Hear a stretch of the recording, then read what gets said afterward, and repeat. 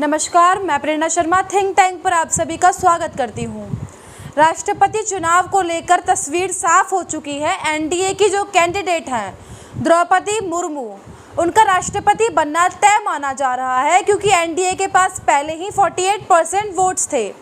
अब जेडीयू और जो बीजू जनता दल है उन दोनों का समर्थन जो है और अकाली दल ने भी इसकी घोषणा कर दी है। और अब शिवसेना में जो उलटफेर हुआ है उसके कारण से 50 से करीब महाराष्ट्र में जो एकनाथ शिंदे के विधायक हैं प्लस वो जो शिवसेना के 10 विधायक हैं, जो 10 सांसद हैं शिवसेना के, उनका समर्थन होने से ये प्रतिशत 60 से ऊपर जा रहा है।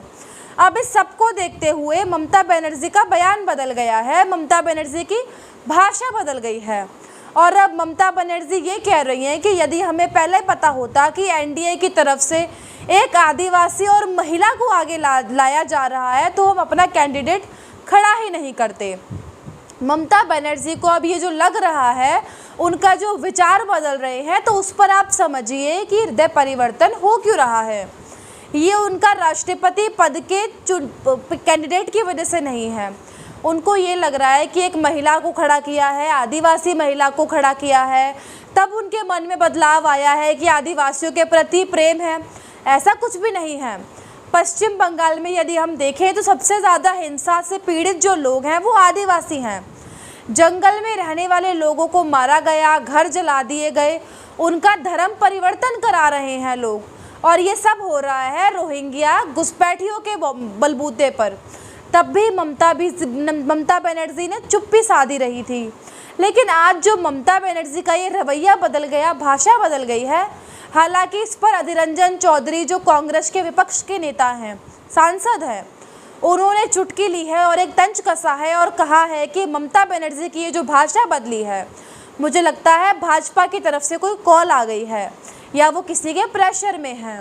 तो अधीर रंजन चौधरी जी वैसे तो मजाक ही कर रहे हैं, लेकिन ममता बनर्जी आखिरकार यूं ही नहीं बदली हैं। जैसे ही महाराष्ट्र के अंदर सत्ता में परिवर्तन हुआ है, सत्ता के परिवर्तन के बाद उनको लग गया है कि भारतीय जनता पार्टी चाहे तो बहुमत की सरकार को भी गिराने की ताकत रखती है, क्योंकि उसके लिए उसे केवल एक चीज़ चाहिए कि आपकी पार्टी में अंदरूनी कोई लोग ऐसे हों जो आपके कारनामों से दुखी हों। परिवारवाद इस समय बहुत ज़्यादा बड़ा मुद्दा है, जो कि कांग्रेस का हाल हुआ है केवल सिर्फ परिवार की वजह से। यूपी में समाजवादी का पार्टी का जो हाल हुआ वो भी नेपोटिज्म की वजह से, और आज जो शिवसेना का हाल हुआ है वो भी एक परिवार की वजह से हुआ है। और यही हाल पश्चिम बंगाल में भी होने वाला है, क्योंकि वहाँ पर भी टीएमसी का मतलब केवल ममता बनर्जी और उनका परिवार है। ममता बनर्जी ने जैसे ही अपने भतीजे को आगे किया और पार्टी का उन्हें उपाध्यक्ष बनाया, उसके बाद अध्यक्ष बनाकर सारा उनको काम देने ही वाली थी। इसी बीच अंदर से जब आक्रोश फूटा, ममता बनर्जी ने वो प्लान कैंसिल कर दिया क्योंकि वो अपने भतीजे को लॉन्च करने वाली थी। हालांकि लोग कहते हैं कि अभी भी चलती जो है भतीजे की है। तो ये जो अंदरूनी आक्रोश आया उसके कारण अभी भी बेशक उसे दबा ही क्यों ना लिया हो, लेकिन ममता बनर्जी जानती है कि ये जो आवाज़ें उठने लग गई हैं और राजनीतिक और एक एनालिसिस कर रहे हैं हम रिपोर्ट के, तो उसके तौर पर हम भी कह सकते हैं कि जिस तरीके से शिवसेना के प्रमुख उद्धव ठाकरे के प्रति आक्रोश फूटा कि क्योंकि कोई सरकार में काम नहीं हो रहा था, कोई सुनवाई नहीं हो रही थी, केवल उद्धव ठाकरे और उसका परिवार एनसीपी वाले वो सब कुछ कर रहे थे, भ्रष्टाचार कर रहे थे, अपराधों पर अंकुश नहीं था, हत्याकांड हो रहे थे, अपने क्षेत्र में काम नहीं हो रहे थे। सेम हालत पश्चिम बंगाल में है। वहाँ जो सरकार बनी है उसके बाद टीएमसी, और टीएमसी का मतलब केवल ममता बनर्जी। जितने भी काम होंगे वो ममता बनर्जी के कहने पर होंगे। उन्होंने ना कर दिया तो ना, हाँ कर दिया तो हाँ। तो लीडर केवल कठपुतली बने हुए हैं और इसीलिए ये चांस माना जा रहा है कि अब ये विद्रोह जो और ये फूट जो है अंदर से टीएमसी में होने वाली है।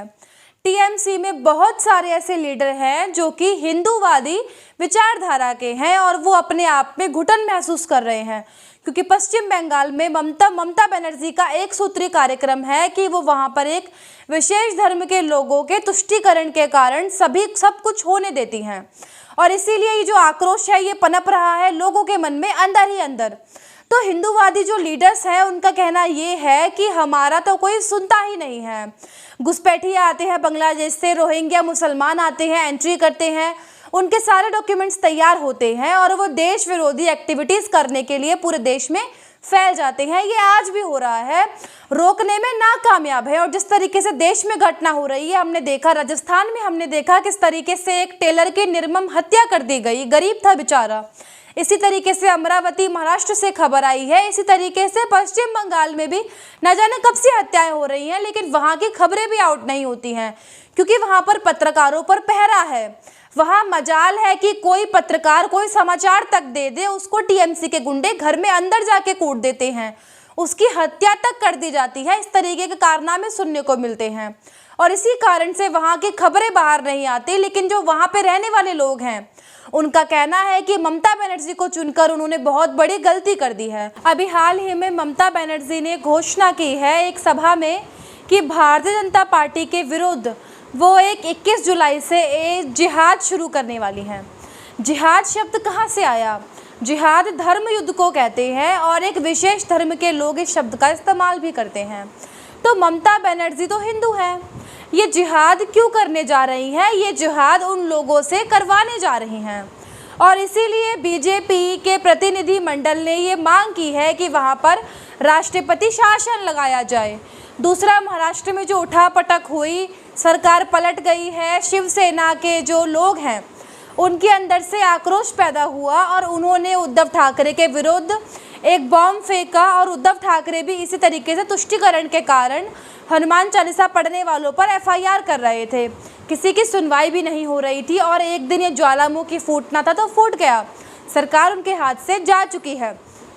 आज उद्धव ठाकरे केवल अपने परिवार तक सीमित है, पार्टी भी उनके हाथ से जाने वाली है और यही अंदेशा अब ममता बनर्जी को लगने लग गया है कि अगला नंबर उनका है और राष्ट्रपति शासन की मांग अब उनकी पब्लिक भी करने लग गई है। तो उन्हें लग रहा है कि राष्ट्रपति का तो उन्होंने विरोध कर दिया, अब राष्ट्रपति का विरोध कर दिया, कहीं द्रौपदी मुर्मू राष्ट्रपति बन गई और किसी मुद्दे को लेकर वो रिक्वेस्ट पे गई तो द्रौपदी मुर्मू याद रखेंगी क्योंकि ये वही हैं जिन्होंने मेरे विरुद्ध काम किया था, सारे दलों को जोड़ दिया था।